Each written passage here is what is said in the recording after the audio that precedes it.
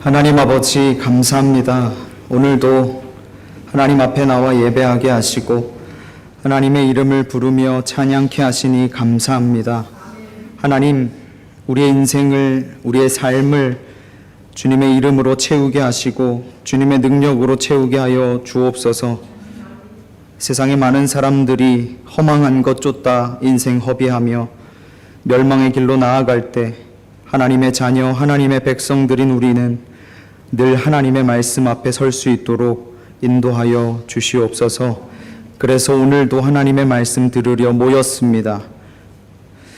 우리에게 하실 말씀을 하시고 그 말씀대로 우리가 순종할 수 있는 믿음도 불어넣어 주셔서 온전히 하나님의 사람들로 설 수 있도록 함께하여 주시옵소서.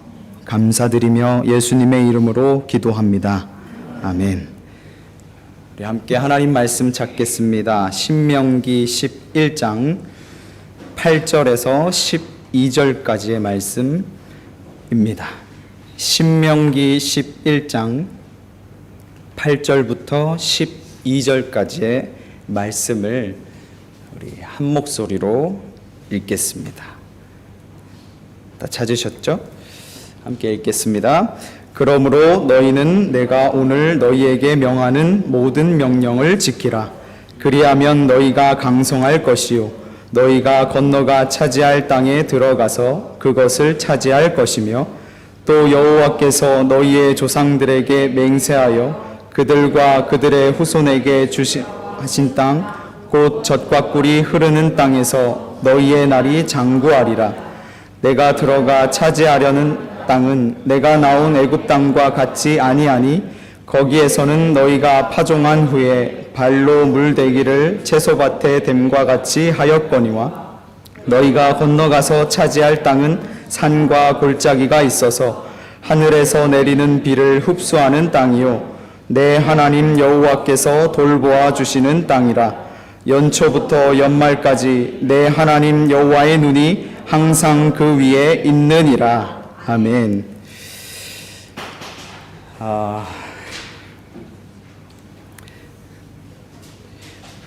제 아내가요, 조금 전의 일이에요.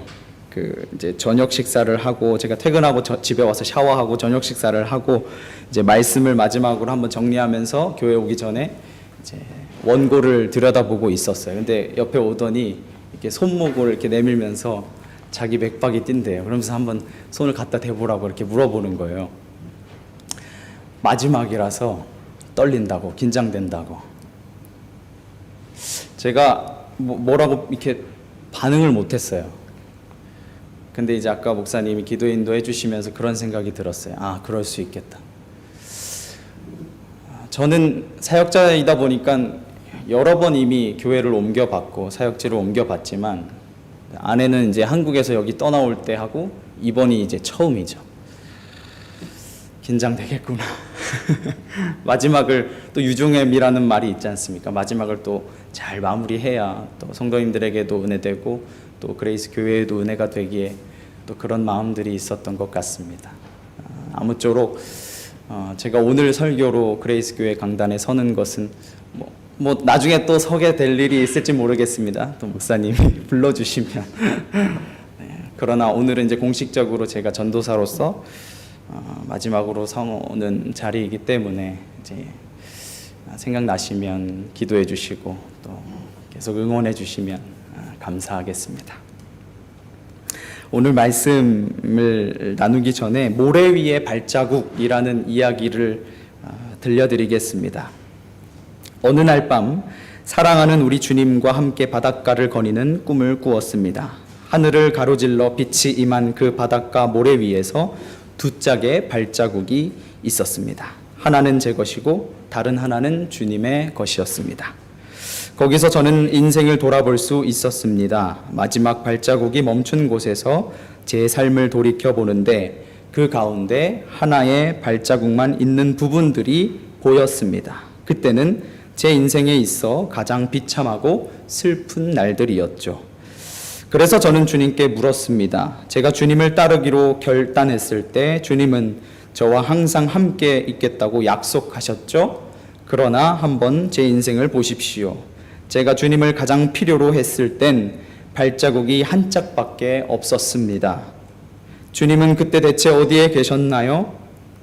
그러자 주님께서 대답하셨습니다. 내 귀하고 소중한 딸아, 나는 너를 사랑했고 너를 결코 떠나지 않았단다.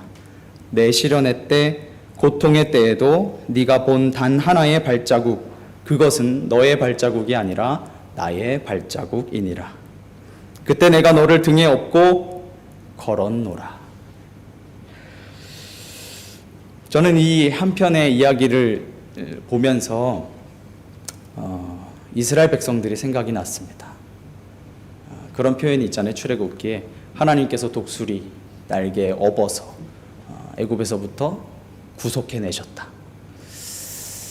우리가 인생을 돌아볼 때 하나님이 나와 함께 하시는 것 같지 않고 내가 모든 것을 혼자서 헤쳐나가는 것 같을 때에도 실제로 과거를 되돌아보면 내 발자국만 보이는 것 같아요. 내 열심, 내 노력만 있었던 것 같고 내가 내 인생을 끌고 온 것 같았는데 하나님께서는 우리에게 이렇게 말씀하십니다. 그때에도 내가 너와 함께 했노라.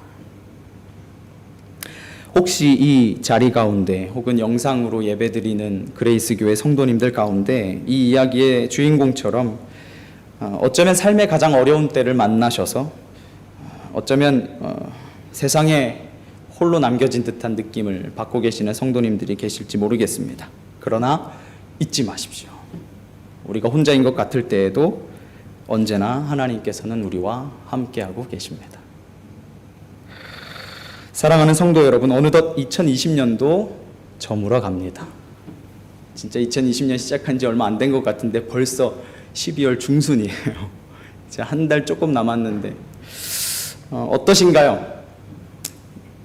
작년에 이맘때쯤 이제 내년 올해죠. 2020년을 생각하시면서 준비하시면서 기도하시면서 여러 가지 계획들을 세우셨을 테고 또 이런 일들을 해봐야지, 이런 것들을 한번 해봐야지 이 계획과 꿈들을 갖고 계셨을 겁니다. 어느 정도 이루셨다고 생각하시나요? 한 해의 삶을 미리 계획하신 것 가운데 준비한 대로 잘 되어서 기쁘고 행복한 날들이 또 그런 시간들을 보냈던 날들이 있었을 수도 있고 어쩌면 미리 준비하지 못해서 안타깝고 후회스러움을 남긴 그런 날들도 있으실 겁니다. 특히 이번에 겪고 있는 이 코비드-19 때문에 평생 잊지 못할 이 사건 때문에 어쩌면 준비하신 것들을 이루지 못하고 난 올해 실패했어, 망했어 이런 좌절감으로 주저앉으신 분들이 계실지도 모르겠습니다. 그러나 이러한 상황에서도 우리가 실망하지 않고 좌절하지 않고 포기하지 않을 수 있는 이유는 우리에게 이런 믿음이 있기 때문입니다. 잠언 16장 9절 말씀이죠. 사람이 마음으로 자기의 길을 계획할지라도 그 걸음을 인도하시는 이는 여호와이시니라. 아멘이시죠? 이 믿음이 있기 때문에 혹여나 우리의 계획대로 되지 않는다 할지라도 하나님이 계시기 때문에 우리는 언제나 하나님의 놀라운 은혜 안에 있는 줄 믿습니다. 바이러스 때문에 2020년 망치게 됐다. 낙심하며 우울해하지 마십시오. 저도 2020년 여러 가지를 꿈꿨습니다. 개인의 신앙생활과 또 가정생활에서 말이죠. 한 해를 곰곰이 되돌아보니까 참 오늘 읽었던 본문 12절의 말씀과 너무나도 닮았다. 그런 생각을 하게 됐습니다. 왜냐하면 저의 삶의 모든 것을 하나님이 돌보아 주셨기 때문이라고 생각했어요. 1년 동안 살려면 얼마나 많은 것들이 필요합니까? 그렇죠? 성도님들 한번 생각해 보세요. 1년 동안 평생도 생각하실 거 없어요. 단 1년. 1년 동안 우리가 살아가는데 개인이 또 가정에서 우리 교회도 마찬가지고요. 1년 동안만 살려면 얼마나 많은 것들이 필요한지 몰라요. 학생 비자 신분입니다. 저는. 그래서 1년치 학비라는 큰 돈이 필요하고요. 일하면서 무거운 것도 많이 들고 나르고 또 하기 때문에 체력과 건강이 필요하고 또 운전을 하는 시간이 많기 때문에 무엇보다 안전이 필수겠죠. 제가 운전을 잘해야 되는 것도 중요하지만 운전이 저만 잘한다고 되나요? 누가 와서 박을 수도 있는 거고 옆에 와서 갑자기 끼어들 수도 있는 거고 누가 튀어나올 수도 있는 거잖아요. 그러니까 안전이 꼭 필요해요. 주일학교 친구들에게 하나님 말씀 쉽게 이해할 수 있도록. 성경은 어른들 말로 되어 있잖아요. 아이들에게 참 어려워요. 그래서 아이들에게 눈높이 맞춤식으로 말씀을 전하려다 보니까 지혜가 필요합니다. 또 함께 사역하는 분들, 교회 안에서 또 제가 직장에서 만나는 분들과 좋은 관계를 유지하는 것도 필요해요. 그것은 저 혼자 노력한다고 되는 것들이 아니죠. 이 외에도 셀 수 없이 많은 일들 속에서 우리는 하나님의 돌보심이 필요합니다. 이 모든 일 가운데 하나님의 보호하심과 인도하심이 없었다면 이만큼 오기는 그 누구도 저뿐만 아니라 여기 계신 모든 성도님들도 장담할 수 없을 겁니다. 큰 믿음 소유하신 우리 성도님들께서도 저와 같은 2020년, 똑같은 2020년을 보내셨어요. 그런데 겪으신 일들은 다 저마다 다르죠. 지금도 머릿속에 스쳐 지나가는 일들이 있으실 겁니다. 그 순간들 속에서 내 노력과 땀과 수고와 열정이 분명히 있습니다. 그것을 부인하는 것은 아니지만 우리가 결코 잊어서는 안 될 것이 하나 있어요. 그것은 뭐냐면 바로 하나님의 돌보심이 내 인생 가운데 있었다는 거예요. 우리가 이 2020년을 코로나 때문에 그냥 건너뛰는 해쯤으로 생각하면 2020년에는 하나님이 없었던 것과 마찬가지예요. 그러나 다시 한번 우리 인생을 돌아보면서 2020년 지금까지 올 수 있었던 것, 지금까지 내가 이렇게 설 수 있었던 것은 하나님의 돌보심이 있었다는 것, 그것 때문에 가능한 것이죠. 그것을 결코 잊어서는 안 됩니다. 그리고 마음껏 그것을 기뻐하고 찬양하고 감사하는 것입니다. 그리고 하나님의 돌보심을 언제나 신뢰하고 기억하고 인정하고 고백해야 합니다. 이 세상에 어디서도 나 혼자 살아가는 사람은 없습니다. 이 세상 어디에도 나 혼자 잘나서 할 수 있는 일들은 없습니다. 사무엘도 이렇게 고백하죠. 여호와께서 여기까지 우리를 도우셨다 하고 그 이름을 에벤에셀이라. 아무도 날 돕지 않는다고 느끼지만 하나님께서는 언제나 우리를 도우고 계세요. 내가 혼자여서 외로웠던 순간에도 하나님께서는 늘 내 곁을 지키셨어요. 다만 내가 그것을 알지 못했을 뿐입니다. 이것을 깨닫는다면 우리의 2021년은 너무나 달라진 모습이 될 거예요. 주님 안에서 모든 것이 풍성한 한 해를 누리게 되겠죠. 저와 성도님들의 삶이 반드시 그렇게 되리라 믿음으로 선포합니다.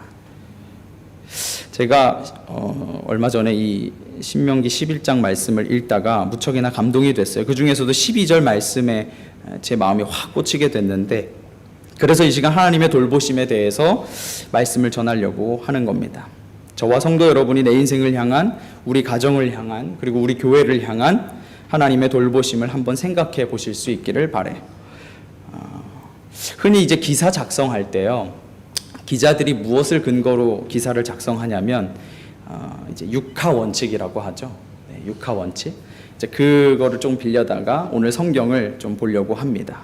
그런데 그 전에 앞서서 이 신명기서와 오늘 본문 11장이 포함되어 있는 이 흐름의 간략한 이해를 한번 살펴보겠습니다. 이 신명기서는 요단강 동편의 모압 평지에서 말년의 모세가 죽기 전에 이스라엘 백성들에게 베푼 마지막 가르침을 다시 한번 정리한, 기록한 책이라고 할 수가 있습니다. 지나온 날들을 되돌아보면서 하나님이 어떻게 이스라엘을 돌보셨는지를 쭉 말씀하고 있는 것이죠. 모세는 하나님의 율법을 다시금 정리하면서 또 해설하면서 장차 가나안 땅의 미래를 준비하는 가운데 하나님의 언약을 새롭게 백성들에게 갱신해주고 있습니다. 이러한 큰 줄기와 맥락 속에 오늘 본문 11장이 위치하고 있습니다. 이 11장은 신명기서를 모세의 설교라는 범주로 나눌 때 세 부분으로 나누어 볼 수가 있는데, 세 차례의 설교가 있다는 것이죠, 신명기에. 근데 그 중에 가운데에 위치한 두 번째 설교 중에 한 대목입니다. 여기서 모세는 먼저 광야 여정 동안 베푸신 하나님의 은혜를 기억할 것을 권면하고, 이어서 이스라엘 앞에 두 길이 있다고 소개합니다. 하나는 하나님의 말씀 앞에 순종하는 복의 길이고, 하나는 하나님의 말씀 앞에 불순종하는 저주의 길. 이라는 것이죠. 이러한 내용적 흐름이 조금 전에 함께 읽은 본문 가운데도 고스란히 담겨 있습니다. 8절 말씀을 한번 보시겠습니다. 8절 말씀이 시작할 때 그러므로 라는 접속사로 시작을 해요. 이 말이 뭘까요? 이 말은 8절 이하의 말씀, 8절, 9절, 10절, 11절, 12절 이렇게 쭉 이하에 나오는 말씀을 이해하기 위해서는 그 앞에 있는 내용을 알아야 한다는 거예요. 반드시 읽고 넘어가야 된다는 것이죠. 연결되고 있다는 뜻이에요. 그래서 7절을 보겠습니다. 7절에 이렇게 써 있죠. 너희가 여호와께서 행하신 이 모든 큰 일을 너희의 눈으로 보았느니라. 그러므로 하나님의 말씀에 순종하라. 이렇게 되는 거예요. 왜 순종하라고요? 하나님께서 어떻게 행하셨는지를 우리가 보았기 때문에, 하나님이 우리를 어떻게 보호하시고 지키시고 돌보시는지를 보았으니까 너희들은 이제 하나님의 말씀에 순종하는 것밖에 없다. 이렇게 모세가 설명하고 있는 것이죠. 여기에서 여호와께서 행하신 이 모든 큰 일에 대한 것은 이미 앞절에 다 소개가 되어 있어요. 하나님께서 이스라엘 백성들을 애굽에서 나오게 하신 때부터 광야에서 겪었던 수많은 일들을 다 포함하고 있는 것입니다. 이것을 한 단어로 압축하면 구원 또는 구속이 되겠죠. 하나님이 어떻게 이스라엘 백성들을 구원하셨는지, 어떻게 구속하셨는지가 이 앞에 있는 부분의 압축으로 되어서 표현이 되어 있는 것이죠. 그래서 너희가 하나님께서 행하신 이 모든 큰 일들을 다 보았으니 8절에 모세가 내가 오늘 너희에게 명하는 모든 명령을 지키라 하고 선포하는 것이죠. 이로 보건대 하나님의 말씀을 지켜야 하는 백성들에게 이미 구원의 체험이 앞서 있다는 것을 알 수가 있어요. 하나님께서 이러한 구원의 체험을 먼저 강조하시면서 하나님의 계명을 지키는 삶을 촉구하시는 것이죠.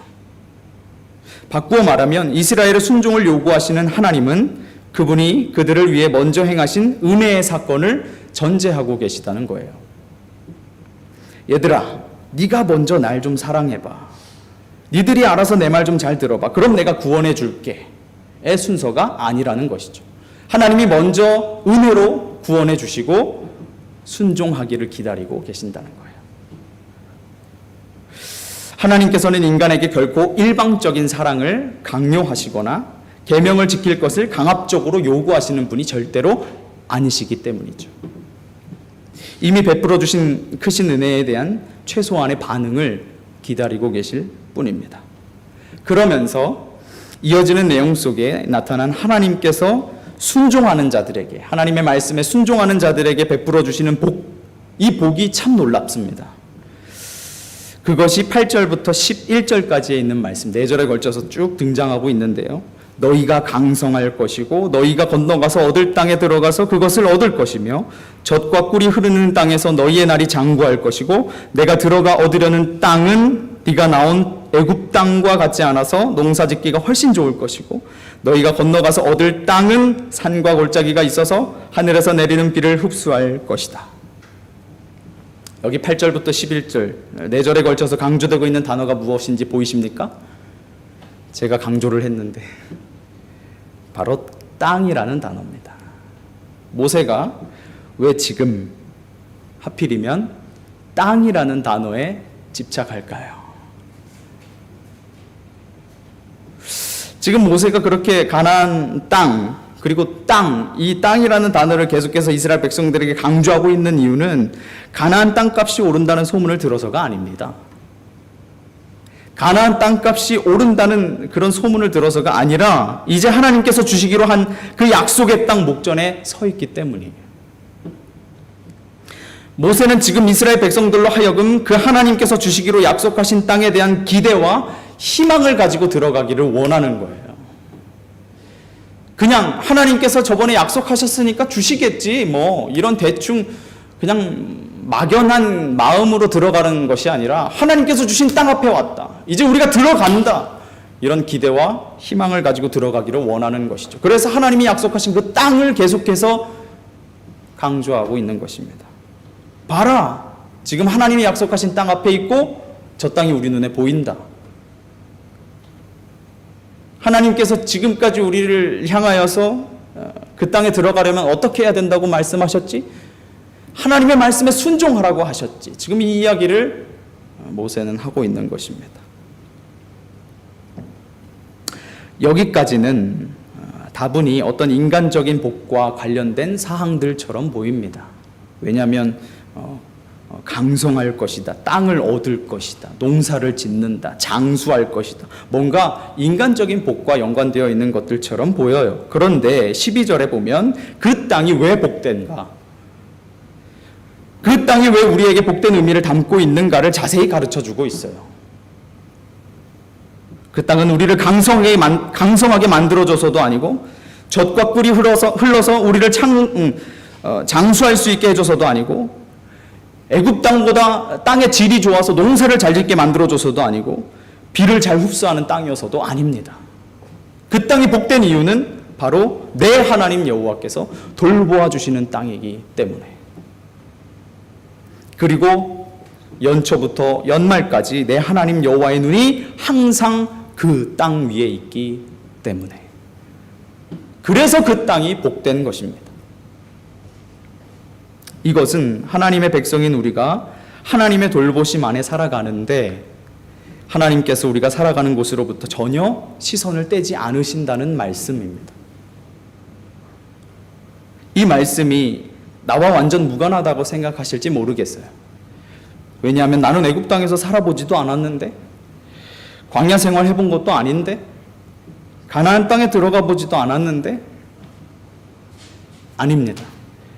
지금 우리가 듣고 있는 이 이민의 땅, 호주의 땅에서도, 이곳에서의 삶도 하나님의 백성된 우리가 하나님의 돌보심 아래 있다고 믿는다면 그곳이 어디든 여호와의 눈이 항상 내 위에 있는 겁니다.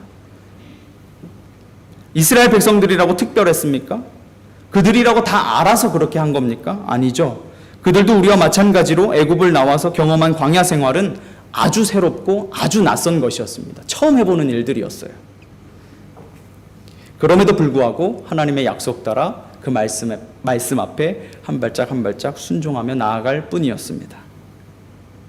왜냐하면 그들이 뛰어나서가 아니라, 그들이 잘나서가 아니라 늘 하나님의 돌보심과 하나님의 지키심과 하나님의 보호하심 아래 있었기 때문에.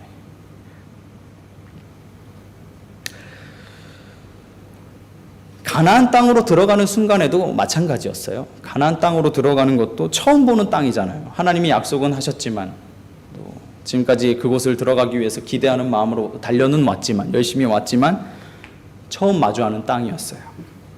그렇기 때문에 매우 새롭고 매우 낯설었습니다. 우리도 마찬가지죠. 이 이민자로 살면서 이 호주 땅에서 온갖 서름과 차별과 냉대와 때로는 무시와 또 때로는 물질적인 궁핍 속에서 불안이라는 보이지 않는 장벽으로 인해서 육체적으로나 영적으로나 정신적으로나 스트레스가 참 심합니다. 그럼에도 불구하고 우리는 오늘도 선물로 주어진 이 하루를 믿음으로 살아가요. 어떤 믿음이죠? 오늘 모세가 이스라엘 백성들에게 선포하는 믿음입니다. 내 하나님 여호와께서 돌보시는 땅이라. 연초부터 연말까지 내 하나님 여호와의 눈이 항상 그 위에 있느니라. 이 기대와 믿음이 있기에 어렵고 힘들지만 그래도 믿음으로 가나안 땅을 향해서 한 발짝 내디딜 수 있었던 것이죠. 우리가 이민의 땅, 이 호주 땅에서의 한 발짝 내딛는 삶은 이 믿음을 가지고 걸어가는 삶이에요. 그렇지 않으면 우리 또한 이곳에서 실패하고 넘어질 수밖에 없는 것이죠. 그러면 이제 육하 원칙을 따라서 하나님의 돌보심에 대해서 한번 보겠습니다. 먼저 첫 번째, 누가죠. 누가. 분명하게 모세는 말합니다. 네 하나님 여호와가. 우리라고 해도 되잖아요. 이스라엘 백성들은 공동체예요. 하나님의 백성은 공동체입니다. 우리라고 해도 되는데, 아니면 자신을 가리켜서, 왜냐하면 자신은 하나님과 대면하고 하나님의 말씀을 직접 듣고 하나님의 백성들을 인도하는 지도자니까 내 하나님 여호와께서 이렇게 말해도 되잖아요. 그런데 분명하게 이야기합니다. 너의 하나님 여호와. 이스라엘 백성들에게 개인적으로 한 사람 한 사람에게 내 하나님 여호와라고 말씀하고 있어요.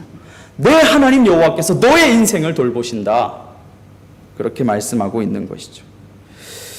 출애굽기 2장 22절에 보면 하나님이 이스라엘 자손을 돌보셨다라고 말씀하셨고, 베드로전서 5장 7절에도 너희 염려를 다 주께 맡기라. 이는 그가 너희를 돌보심이라.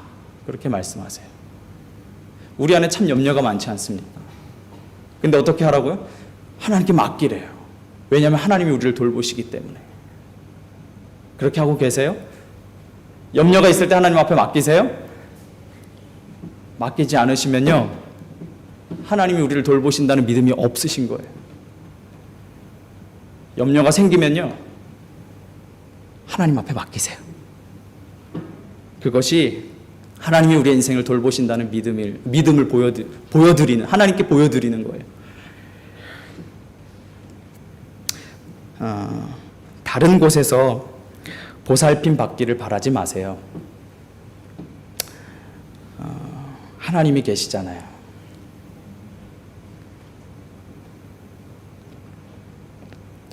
인간은 누구나 그리고 언제나 케어를 받아야 됩니다. 케어를 받아야 돼요. 태어날 때부터 죽는 그 순간까지 케어를 받아야만 합니다. 그래서 기독교 사역 안에서도 여러 돌봄 사역들이 존재해요.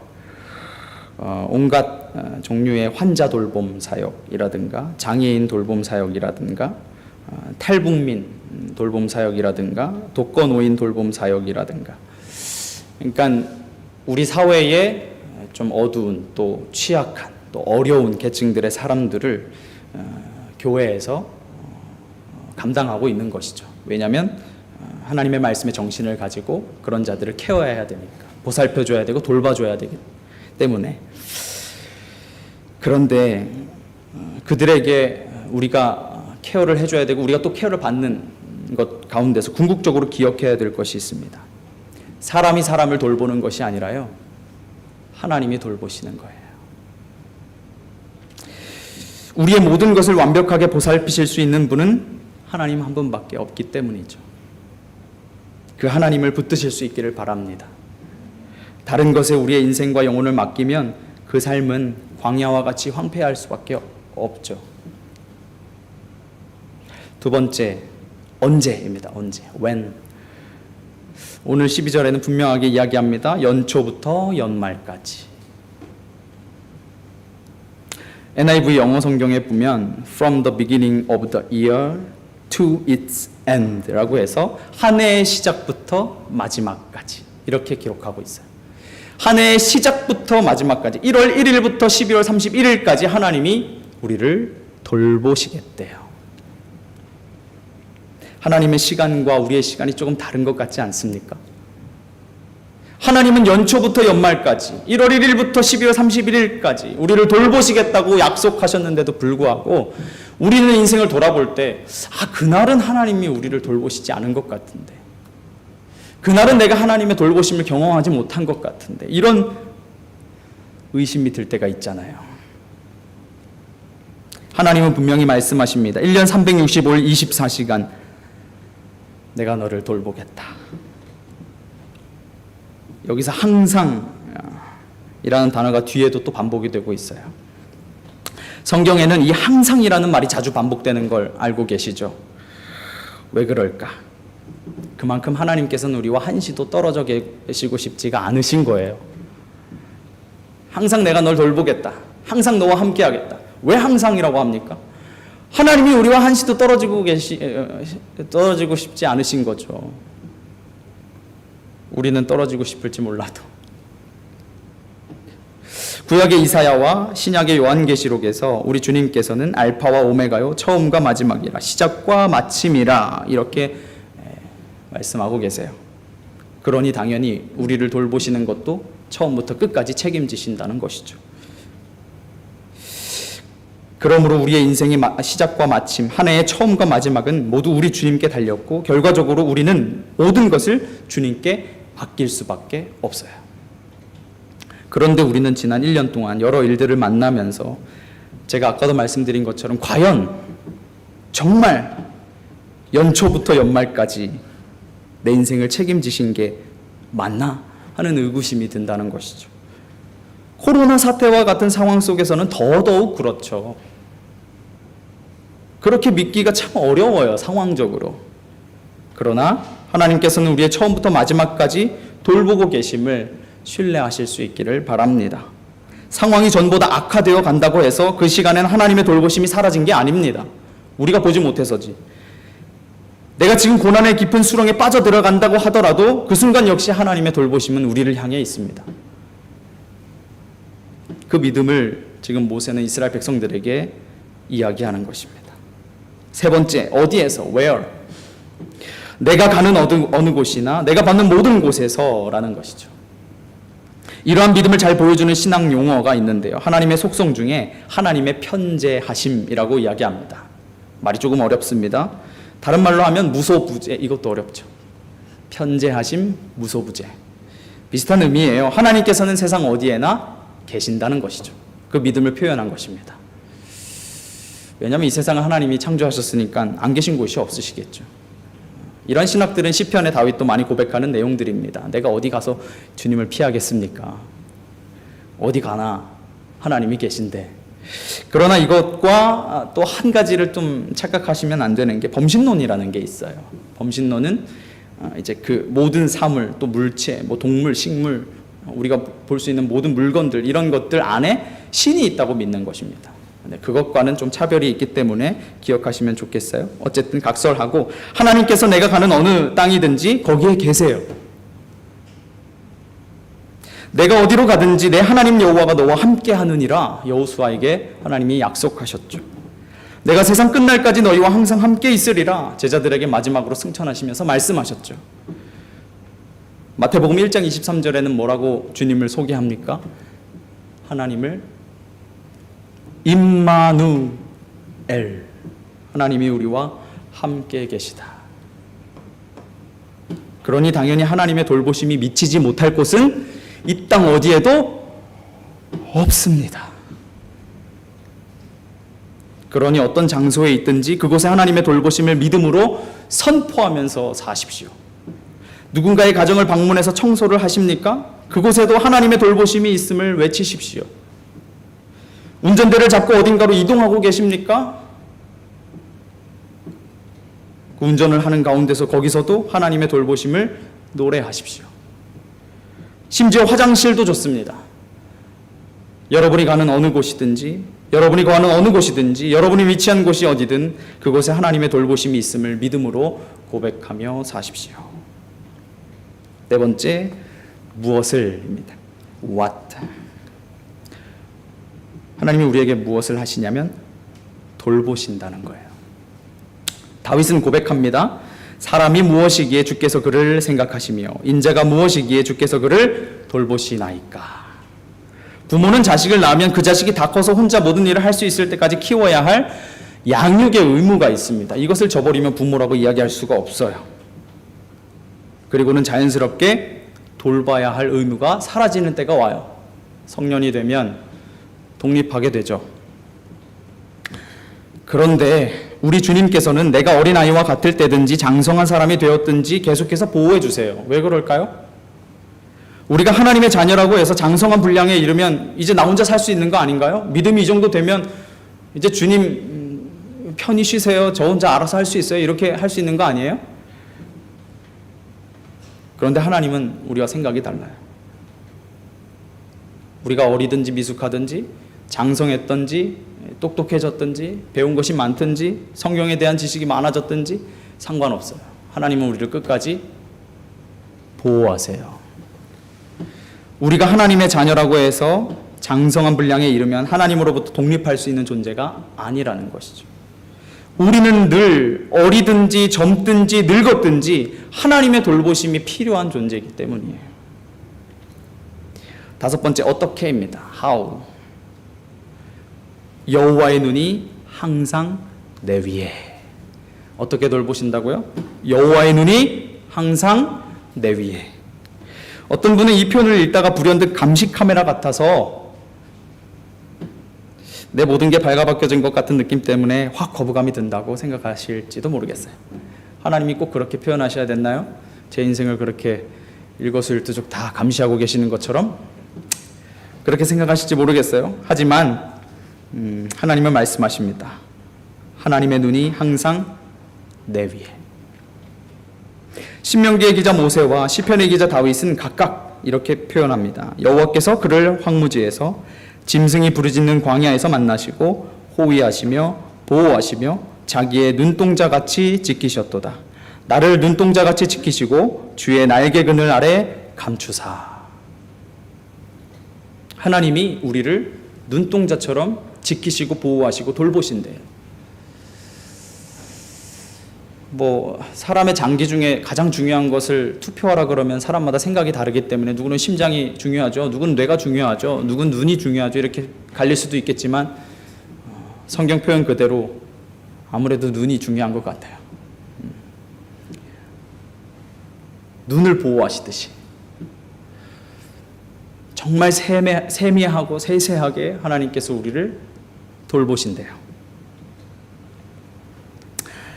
저는 아직 자녀가 없습니다만 어른들이 이런 얘기 하시는 걸 자주 듣습니다. 집에 애가 태어나면 항상 내가 보이는 그 시야에 둬야 된다. 무슨 말인가요? 내 눈에서 벗어나면 무슨 일이 생길지 모른다는 불안 때문에 내가 보이는 곳에만 둔다는 거예요. 아이들을. 마치 이와 같이 하나님께서도 우리의 미숙함과 연약함으로 인해서 여호와의 눈이 항상 내 위에 라고 말씀하세요. 잠자는 동안 우리의 눈은 감겨 있을지 몰라도 우리를 향한 주님의 시선은 한 번도 감겨진 적이 없어요. 우리 모두가 이 신앙 가지고 살기를 바랍니다. 여호와의 눈이 항상 내 위에, 이 신앙 말입니다. 항상 내 위에 여호와의 눈이 있어야 하는데 다른 게 머물러 있으면 안 되겠죠. 마지막으로 그렇다면 왜입니다. 왜 하나님께서는 우리를 연초부터 연말까지 내가 받는 모든 땅에서 여호와의 눈을 항상 내 위에 머무시면서 돌보아 주고 계실까? 그것은 하나님의 백성에 대한 사랑과 은혜가 넘치시기 때문입니다. 그것이 출애굽기, 레위기, 민수기, 신명기에 쭉 이어져 나오는 모세가 계속해서 강조하고 끊임없이 하나님께서 말씀하시는 내용들이에요. 그렇지 않다면 하나님의 사랑이, 하나님의 은혜가 이스라엘 백성들에게 넘치지 않는다면 왜 이렇게도 엇나가고 불순종하고 말도 지지리도 안 듣는 백성들을 참으시고 그들에게 다시 한번 기회를 주시고 하나님께서 그럴 이유가 뭐가 있으시다고? 그만큼 끔찍이도 우리를 아끼시는 분이 하나님이세요.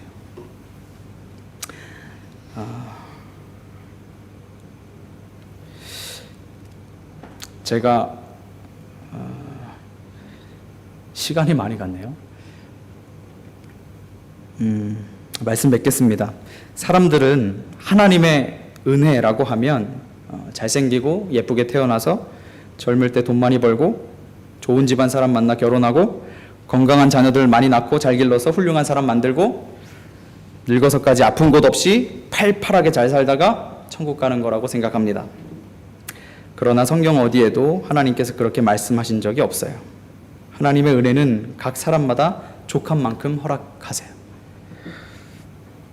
우리에게 있는 하나님의 은혜는 언제나 부족해서 채워야 할 무언가가 아니라 언제나 충분한, 이미 족한 것입니다. 이처럼 하나님께서 주신 은혜가 넘치는 줄 알고 이에 만족하며 기쁨으로 사는 사람에게는 하나님의 능력이 나타나고 주님의 은혜를 경험하며 살아가게 되겠지만 항상 부족하다 느끼고 아직도 받아야 할 것이 많다고 생각하며 사는 사람은 늘 불평과 불만과 원망과 시기와 질투와 타인과의 비교와 열등감에 사로잡혀 삽니다. 하나님의 복의 기준은 우리가 생각하는 복의 기준과 다르기 때문이죠. 사람들은 고난이 있을 때마다 하나님의 돌보심을 받지 못하고 있다고 생각해요. 하나님이 없다고 생각해요. 하나님은 날 사랑하지 않는다고 생각해요. 그러나 하나님의 보살핌의 손길은 늘 우리와 함께하고 있습니다. 임마누엘의 하나님이세요. 기억하십시오. 하나님이 나와 함께 있지 않는 것이 아니라 내가 그 하나님을 믿지 못하는 거예요. 이제 얼마 후면 누구도 살아보지 않은 2021년의 새해가, 그 누구도 밟아보지 않은 2021년의 새 땅이 우리에게 주어질 것입니다. 이 한 해도 연초부터 연말까지 하나님의 돌보심 속에서 살아가실 수 있는 저와 우리 그레이스교회 성도님들 되시기를 바랍니다. 기도하겠습니다. 하나님, 감사합니다. 오늘도 말씀을 통해서 우리에게 다시 한번 깨우쳐 주시고 하나님을 생각할 수 있게 해주시니 참 감사합니다. 하나님, 그 어떤 것보다도 우리가 늘 하나님의 돌보심 안에 산다는 믿음 가지고 살게 해주시고 하나님의 보살핌이 있어서 우리가 지금까지 올 수 있었음을 고백하며 살 수 있게 해주옵소서. 하나님께서 우리를 항상 지키신다는 것, 보호하신다는 것, 그 믿음 가지고 살게 해주시고 어떤 어려운 환경 속에서도 어떤 절망적인 상황 가운데서도 포기하지 않고 하나님을 신뢰할 수 있도록 인도하여 주시옵소서. 돌아가는 발걸음 지켜주시고 우리가 다시 예배의 자리로 돌아갑니다. 삶의 자리로 돌아갑니다. 하나님께서 오늘 밤에도 귀한 은혜 허락해 주셔서 주님 안에 거할 수 있도록 도와주옵소서. 감사드리며 예수님의 이름으로 기도합니다. 아멘. 하늘에 계신 우리 아버지여, 이름이 거룩히 여김을 받으시오며